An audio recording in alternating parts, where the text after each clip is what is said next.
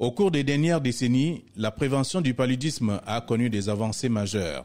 Sommes-nous pour autant sur le point d'éradiquer totalement cette maladie? Voilà là où réside toute la question pour cette infection qui existe depuis la naissance de l'humanité. Ses effets dévastateurs ont contribué à façonner l'histoire des hommes et laissent toujours une cicatrice génération après génération. Pour dire vrai, le paludisme reste la maladie la plus mortelle connue de l'homme qui atteint des centaines de millions de personnes et tue des centaines de milliers de personnes chaque année. On peut facilement comprendre que le combat contre le paludisme est long et difficile. Depuis que Ronald Ross a découvert en 1897 que les parasites du paludisme pouvaient être transmissibles par des moustiques anophèles infectés, le grand combat est engagé contre le paludisme et son vecteur. Près de la moitié de la population mondiale vit aujourd'hui dans des régions où il existe un risque de transmission du paludisme. Au cours du siècle dernier, des médicaments et des actions de lutte antivectorielle capables de traiter et de prévenir l'infection par le paludisme ont été conçus. Mais la route est encore longue, d'une part, mais il reste très difficile d'atteindre les populations à risque dans les régions isolées et d'autre part, en raison de l'apparition d'une résistance croissante aux antipaludéens et aux insecticides. Et là, relever ces défis nécessite un effort global colossal. Depuis l'an 2000, les progrès considérables ont été réalisés dans la lutte contre le paludisme. Les décès ont diminué de 60%, soit près de 7 millions de vies sauvées. Rien qu'entre 2010 et 2015, les cas de paludisme ont baissé de 21% et le taux de décès de 29%, ce qui nous révèle les chiffres. Au cours du XXIe siècle, l'Organisation mondiale de la santé a confirmé l'élimination du paludisme dans 7 pays. 12 autres pays ont obtenu une réduction du paludisme à 0 et dans plus de 40 pays, moins de 10 000 cas ont été signalés. Près de 80% des cas de paludisme évités pendant cette période l'ont été grâce à des actions de lutte antivectorielle telles que l'utilisation des moustiquaires imprégnés d'insecticides de longue durée. Et la pulvérisation à effet ramène à l'intérieur des habitations qui permettent de prévenir la transmission. Depuis 2000, plus d'1 milliard de moustiquaires imprégnés d'insecticides ont notamment été distribués en Afrique subsaharienne. Malgré ces avancées, le paludisme reste un problème mondial. Un enfant meurt encore du paludisme toutes les 2 minutes.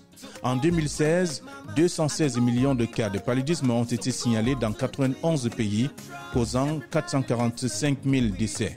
Par ailleurs, la charge de morbidité associée à cette maladie pèse de manière disproportionnée sur l'Afrique subsaharienne, où sont rapportés plus de 90% des cas de paludisme et 91% des décès dus au paludisme. Les pays les plus touchés sont généralement les plus pauvres parce que ne disposant pas des infrastructures et des fonds nécessaires à la mise en place des systèmes de surveillance, ce qui signifie qu'ils ne peuvent ni évaluer la répartition de la maladie et ses tendances, ni répondre rapidement aux flambées épidémiques. Ajoutons à cela le problème de la résistance émergente des parasites aux antipaludéens et la résistance des moustiques aux insecticides. En 2014, 60 pays ont signé une résistance des moustiques à au moins un insecticide contenu dans des moustiquaires et des pulvérisateurs à effet rémanent à l'intérieur des habitations. Aujourd'hui donc, après le succès des programmes pilotes de vaccination au Ghana, au Kenya et au Malawi, l'Organisation mondiale de la santé estime que le vaccin appelé RTSS, qui vient d'être approuvé, devrait être déployé dans toute l'Afrique subsaharienne et dans d'autres régions où la transmission du paludisme est modérée ou élevée.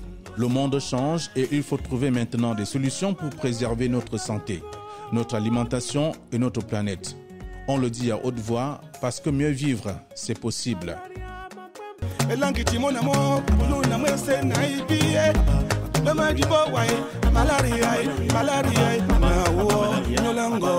Follow your dreams and find it. Malaria must get out.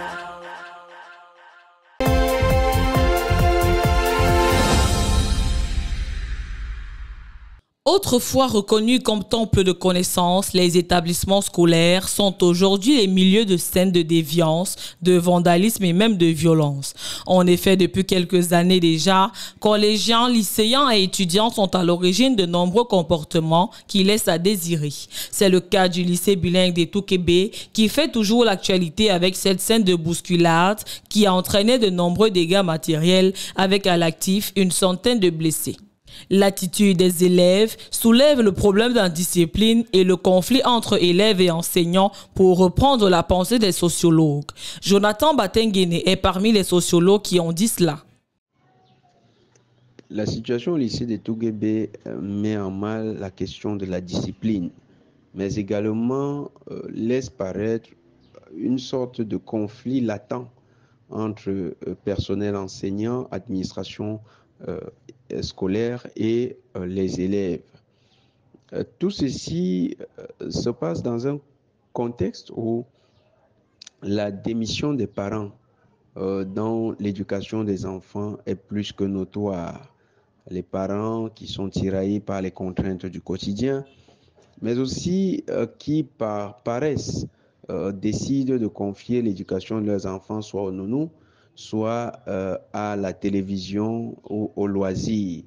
Ces derniers tirent très vite comme modèle la famille occidentale, où l'enfant est tout permis, l'enfant est roi et on lui doit pratiquement tout. Chez les psychosociologues, le regard est tout autre. Alors, la violence chez les jeunes et particulièrement chez les adolescents, n'est-ce pas, a deux origines. Il y a une origine génotypique à travers les gènes et il y a une origine construite, c'est-à-dire à travers l'environnement et tout spécifiquement l'environnement humain. Dans le premier cas, la violence est transcrite dans les gènes de l'enfant et dès ses premières activités au sein de la structure familiale, il développe déjà cette violence et elle est très, très perceptible. Voilà. Dans un deuxième temps, l'environnement. Quand on parle de l'environnement, c'est d'abord la famille. Au sein de la famille, lorsque la violence est érigée en mode de vie ou de fonctionnement, en ce moment, l'enfant intègre cela comme un mode de fonctionnement aussi. Et donc, tout ce qu'il fait comme activité tend vers l'utilisation de la violence. Tout est clair maintenant.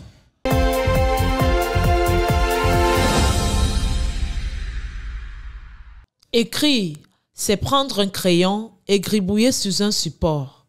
Cette pratique tend à disparaître des habitudes des Camerounais. Pour cause, l'avènement des TIC, venu rendre la tâche facile aux usagers. Célébrée chaque 23 janvier de l'année, la Journée mondiale de l'écriture manuscrite est une invite pour les uns et autres à s'intéresser pour certains et à renouer pour d'autres avec la pratique d'une écriture ancienne. Une journée comme celle-là a toute son importance dans la mesure où l'écriture reste la base de l'apprentissage. Hein, et on ne saurait parler d'écriture manuscrite si l'on n'associe pas rapidement la lecture. Pour bien écrire, il faut savoir bien lire. Et donc pour moi, il faudrait encourager l'écriture manuscrite, il faudrait encourager les enfants à écrire sur du papier, à garder leur main d'écriture, parce que pour écrire sur papier, écrire avec sa propre main, sans utiliser une application quelconque, eh bien, on arrive à avoir beaucoup plus d'imagination. Et pour avoir de l'imagination, faut lire. Et donc, la lecture et l'écriture manuscrite vont quasiment ensemble. Cependant, l'on observe que l'usage accru de l'écriture numérique au détriment de l'écriture manuscrite connaît des difficultés, notamment avec la sauvegarde des données. On est donc en droit de se demander s'il n'y a pas lieu d'encourager plutôt cette fois les rédacteurs et autres usagers à se concentrer uniquement dans la pratique de l'écriture manuscrite. Alors, on ne saurait aujourd'hui, avec la montée en puissance des nouvelles technologies, l'information et la communication, mettre de côté l'écriture numérique. C'est quasi impossible. Ce qu'on peut faire, c'est de pouvoir continuer à associer les deux. C'est-à-dire, ce qui peut être écrit manuellement peut être numérisé. Et ce qui peut être numérisé peut être réécrit manuellement. Donc, il y a aujourd'hui plutôt une sorte de volonté d'inviter ceux qui ne maîtrisent pas l'outil numérique à s'approprier cet outil numérique pour pouvoir mieux entrer dans le monde moderne d'aujourd'hui. On peut donc conclure de l'avis de l'expert et au regard de la montée en puissance des nouvelles technologies que l'écriture manuscrite ne peut être dissociée de l'écriture numérique.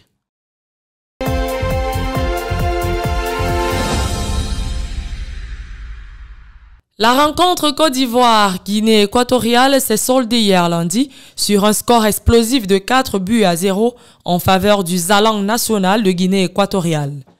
Le match qui s'est joué au stade Alassane Ouattara de Bimpe comptait pour la 3e et dernière journée des matchs de poule. Une rencontre qui a mis en mal les éléphants, hôtes de la 34e édition de la Coupe d'Afrique des Nations en cours. À la suite de cette rencontre, plusieurs Camerounais ont donné leur appréciation sur cette piètre prestation du pays organisateur. Et sur la défaite du match d'hier, de la Côte d'Ivoire, Guinée équatoriale, je n'étais pas trop fière parce que avec les Ivoiriens, on est comme les frères, même quand on passe le temps à discuter. Mais je voulais au moins qu'eux gagnent parce que ce sont les pays organisateurs, quoi. Que nous, les Camerounais, d'abord, on est tellement fâchés. Et la défaite de la Côte d'Ivoire hier nous donne encore beaucoup de courage, ça nous motive.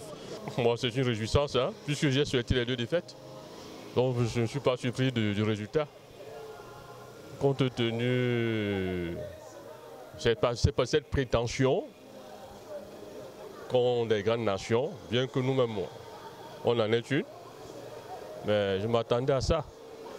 Surtout que les Ivoiriens déjà n'ont pas une porte à cœur. Parce qu'à voir les propos qu'ils avancent concernant le Cameroun, mais on ne s'y attend pas vraiment. Venant des Nigériens, des Ivoiriens. Par rapport au match d'hier, j'ai été très contente de la défaite. Parce que le Cameroun a reçu on a marqué 3 aux Camerounais, mais aux Ivoiriens on a marqué 4 sans un but retour. Donc j'étais très contente parce qu'ils ont fait la même chose pour nous. La déception des éléphants était d'autant plus grande qu'ils ont vu leur début annulé pour motif d'hors-jeu. Beaucoup de frustration et de déception ont été observées sur la toile, des influenceurs aux supporters, en passant par des hommes et femmes de médias. La Guinée équatoriale, plus performante que jamais, se qualifie d'office pour le prochain tour et les éléphants de Côte d'Ivoire, quant à eux, 3e du groupe A, attendent encore les résultats du groupe C pour la suite ou la fin de leur participation à cette édition 2023 de la Coupe d'Afrique des Nations.